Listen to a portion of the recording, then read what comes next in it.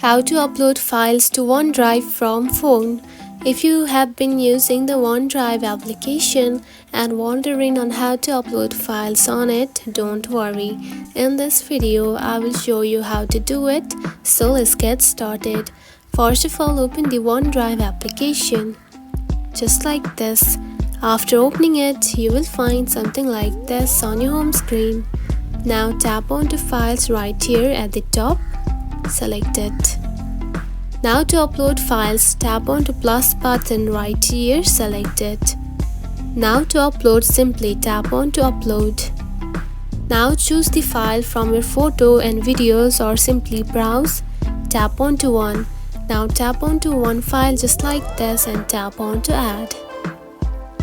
And now you can see it is now uploading onto this OneDrive. And that's it.